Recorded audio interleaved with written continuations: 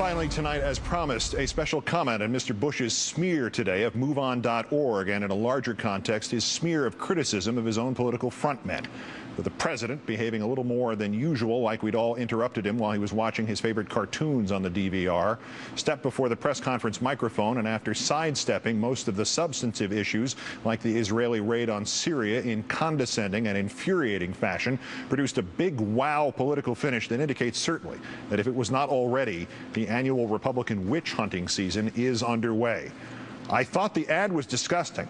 I felt the ad was an attack not only on General Petraeus, but on the U.S. military, and I was disappointed that not more leaders in the Democrat Party spoke out strongly against that kind of ad. And that leads me to come to this conclusion, that most Democrats are afraid of irritating a left-wing group like MoveOn.org, or more afraid of irritating them than they are of irritating the United States military. That was a sorry deal. First off, it's Democratic Party, sir. You keep pretending you're not a politician, so stop using words your party made up. Show a little respect. Secondly, you could say this seriously after the advertising mugging of Senator Max Cleland, after the swift boating of John Kerry. But most importantly, making that the last question, a plant, so that there was no chance at a follow-up. And so nobody could point out, as Chris Matthews did so incisively a week ago tonight, that you were the one who inappropriately interjected General Petraeus into the political dialogue of this nation in the first place. Deliberately, premeditatedly, and virtually without precedent, you shanghaied a military man as your personal spokesman, and now you're complaining about the outcome and then running away from the microphone? 11 months ago, the president's own party, the Republican National Committee, introduced this very different kind of advertisement just 19 days before the midterm elections. Bin Laden and Zawahiri's rumored quote of 6 years ago about having bought suitcase bombs, all set against a ticking clock, and finally a blinding explosion and the dire announcement, "These are the stakes, vote November 7th. That one was okay, Mr. Bush. Terrorizing your own people in hopes of getting them to vote for your own party has never brought as much as a public comment from you.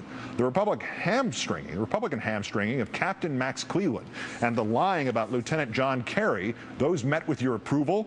But a shot at General Petraeus, about whom you conveniently ignore, it is you who reduced him from four-star hero to political hack. That merits this pissy, juvenile blast at the Democrats on national television.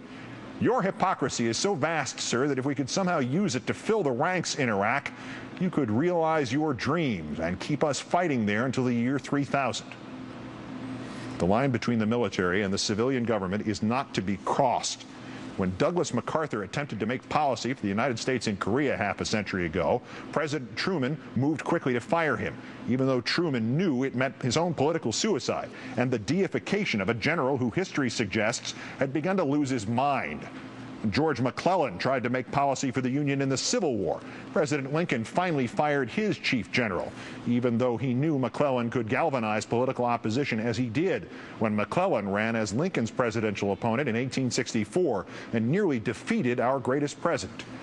Even when the conduit flowed the other way and Senator Joseph McCarthy tried to smear the Army because it would not defer the service of one of McCarthy's staff aides, the entire civilian and Defense Department structures, after 4 years of fearful servitude, rose up against McCarthy and said enough and buried him. The list is not endless, but it is instructive. Air Force General LeMay, who broke with Kennedy over the Cuban Missile Crisis and was retired.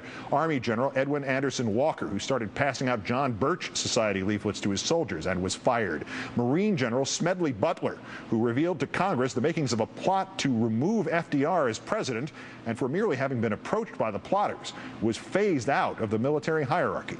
These careers were ended because the line between the military and the civilian is not to be crossed.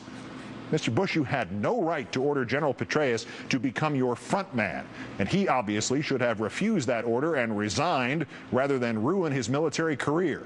The upshot is, and contrary it is to the Move On advertisement, he betrayed himself more than he did us. But there has been in his actions a sort of reflexive courage, some twisted vision of duty at a time of crisis, that the man does not understand that serving officers cannot double as serving political ops is not so much his fault as it is your good exploitable fortune. But Mr. Bush, you have hidden behind the general's skirts. And today you've hidden behind the skirts of the planted last question at a news conference to indicate once again that your presidency has been about the tilted playing field, about no rules for your party in terms of character assassination and changing the fabric of our nation, and no right for your opponents or critics to as much as respond. That, sir, is not only un-American, it is dictatorial. And in pimping General David Petraeus, sir, in violation of everything this country has been assiduously and vigilantly against for 220 years, you have tried to blur the gleaming radioactive demarcation between the military and the political, and to portray your party as the one associated with the military and your opponents as the ones somehow antithetical to it. You did it again today, sir, and you need to know how history will judge that line you just crossed. It is a line, thankfully only the first of a series of lines, that makes the military political and the political military. It is a line which history shows is always the first one crossed when a democratic government in some other country has started down the long, slippery, suicidal slope towards a military junta. Get back behind that line, Mr. Bush, before some of your supporters mistake your dangerous and stupid transgression as a call to further politicize our military. Good night and good luck.